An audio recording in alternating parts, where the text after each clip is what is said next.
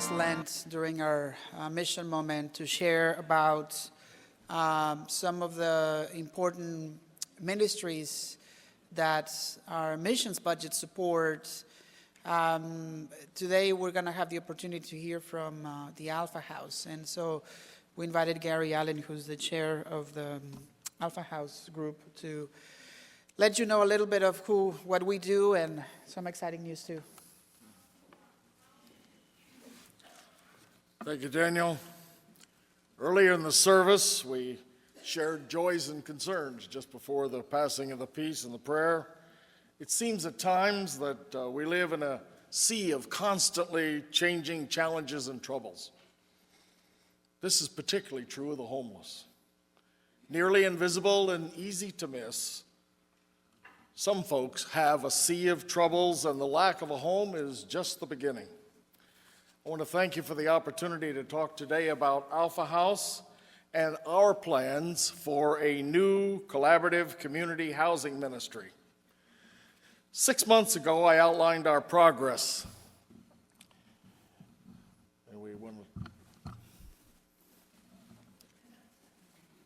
Alpha House is a bridge to hope in this community. Food pantries and clothing closets offer excellent short-term solutions for some of the problems that folks face. However, many of the issues that they face are usually deeper than simply a meal or a change of clothes.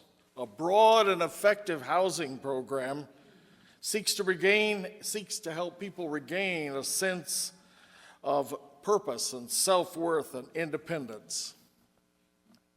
Several factors have contributed to the rise of homelessness, particularly in the past several decades, including escalating housing costs that have outstripped personal income, the loss of affordable housing in our area as home prices have risen, the declining amount of local rental assistance that's available, changing immigration patterns. These, in addition to the lack of availability of family support services, such as child care for the poor. Other social changes, like drugs, growing violence, have undermined many families and individuals and their health and well-being. Homelessness is not a new problem, however.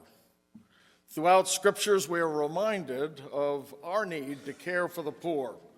Recall, some of you, the Old Testament admonition in Deuteronomy, and I quote, "If there is a poor man among you, one of your brothers, in any of the towns of the lands which the Lord your God is giving you, you shall not harden your heart, nor close your hand to your poor brother, but you shall freely open your hand to him and generously lend him sufficient for his need in whatever he lacks."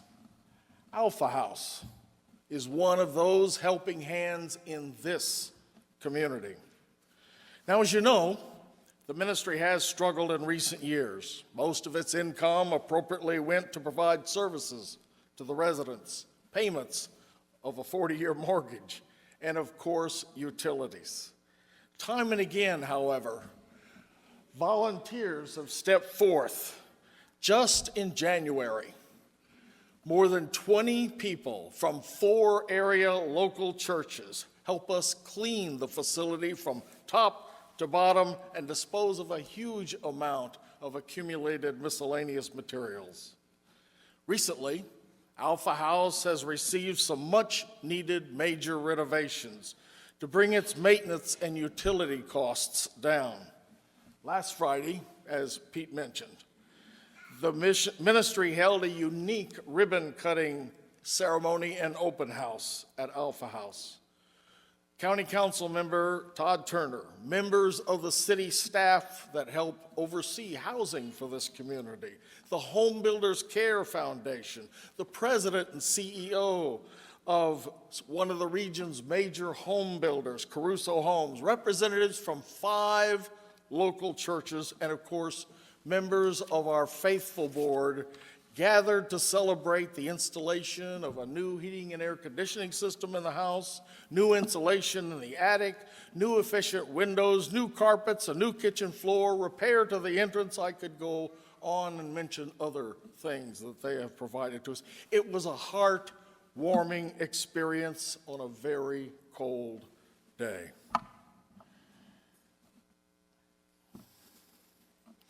Significant needs remain, however. Repairs like waterproofing the basement, electrical work, furnishings, study tables, lamps. I must admit, I have right here, according to a recent survey, 6 pages of additional repairs that need to be done to the house because it is in great need of this facility. But the key isn't all these physical changes that are undergoing there. The key is broader community support and engagement and the creation of what we now have come to call a collaborative community ministry partnership. Thus, we are approaching other area local churches, social service organizations, and educational organizations. We hope to engage Bowie State University and their social training program, social service training program for broader support. But the continued support of St. Matthew's is critical.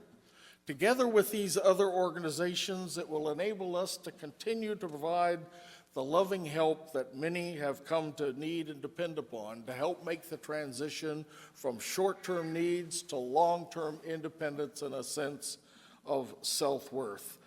In other words, it continued to serve and help make a difference in the lives of people. We've come to believe God is awakening the church to see the neglected through the eyes of Jesus. The Gospel of Matthew notes, when he saw the crowds, he felt compassion for them because they were weary and worn out.